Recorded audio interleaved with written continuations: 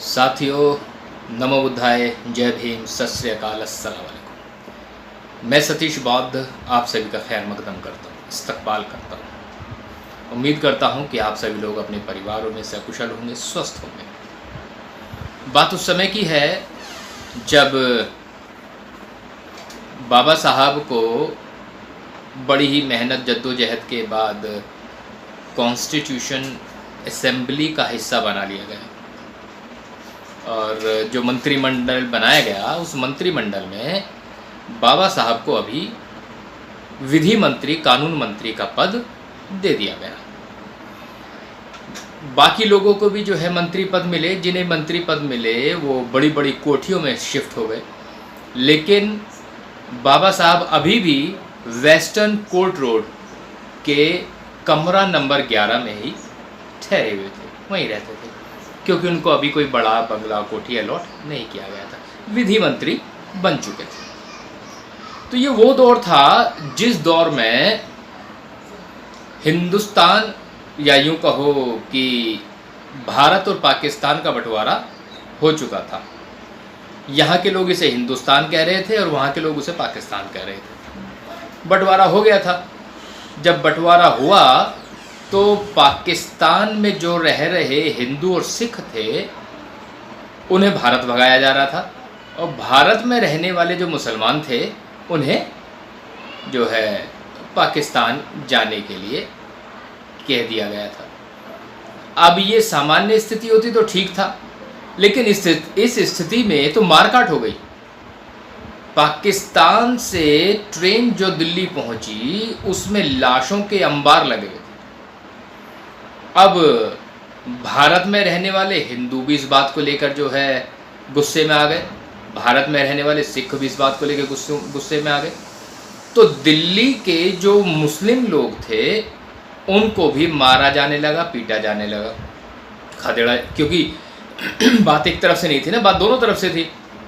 जब पाकिस्तान से हिंदू और सिखों को मारकाट मच रही थी तो यहाँ पर भी सोचा कि जो है मुसलमानों को मारो काटो। अब बात एक रात की है जब बाबा साहब वेस्टर्न कोर्ट रोड के अपने कमरा नंबर 11 में थे, उनके साथ उनके अनुयायी भी थे कुछ। अब साहब बाहर शोर आने लगा, शोर बड़ा ज़ोरदार था। बाहर देखा तो पता चला कि सिख और हिंदू बहुत भारी संख्या में हैं और वो कह रहे मारो इन मुल्लों को, मारो। तो बाबा साहब ने देखा बड़ी विकट परिस्थिति हो रही है, यहाँ तो जो है दंगे हो गए हैं, मारकाट मची हुई है। तो इसी बात को अभी वो समझ ही पा रहे थे कि दरवाजे पर जो है दस्तक हुई। जैसे दरवाजे पर दस्तक हुई तो दरवाज़ा खोला गया।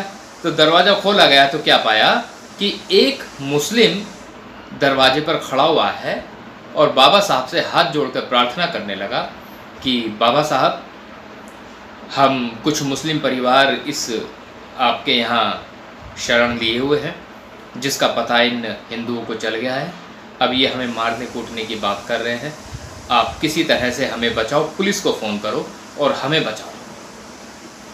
बाबा साहब का हृदय करुणामयी, मैत्री भाईचारे से भरा हुआ हृदय, उनके अंदर की वेदना जागृत हुई और उन्होंने तुरंत ही पुलिस को फ़ोन करने के बजाय नीचे उतर के आए और उस भीड़ के सामने अकेले जाकर खड़े और जाके कहने लगे, सुनो, मैं भारत सरकार का कानून मंत्री हूँ और मैं तुम्हें आदेश देता हूँ कि यहाँ से फ़ौरन चले जाओ। और यहाँ ये जो मुस्लिम परिवार के लोग हैं, मैं इनकी जान और माल की रक्षा मैं स्वयं कर रहा हूँ और यहाँ से आप लोग तुरंत निकल जाइए। बाबा साहब ने इतना कहा और वो सारी भीड़ तितर बितर हो गई, सब लोग चले गए। मतलब इतना सम्मान बाबा साहब की बात का कि लोगों ने बाबा साहब की बात का सम्मान किया। और देखो, करुणा से भरा हुआ हृदय, भीड़ जो मुस्लिम परिवारों का अंत करने के लिए पूरी तरह से लालायित हो रही थी, उनकी सुरक्षा करने के लिए बाबा साहब डॉक्टर भीमराव अंबेडकर ढाल बनकर खड़े हो गए। तो यह तो कोई बुद्ध ही कर सकता है। ये जो हृदय है, जो करुणा से भरा हुआ हृदय है, ये केवल बुद्ध के पास हो सकता है। और मैं सतीश बौद्ध अपने पूरे होशो हवास में ये कहता हूँ कि अगर आधुनिक बुद्ध कोई है तो वो बाबा साहब डॉक्टर भीमराव अंबेडकर है, जो वेदना, करुणा, शील का पालन स्वयं करते थे, जो उनके व्यवहार में दिखता है। मैं अध्ययन करता हूँ तो मुझे पता चलता है कि शीलों का बड़ी गंभीरता से वो अनुसरण करते थे, पालन करते थे। साथियों, मैं आप सभी से निवेदन करता हूँ कि बाबा साहब की इन छोटी छोटी घटनाओं को आप अपने जीवन में अंगीकार करें, इनसे सीखें, ताकि हम जीवन में परिवर्तन ला सकें।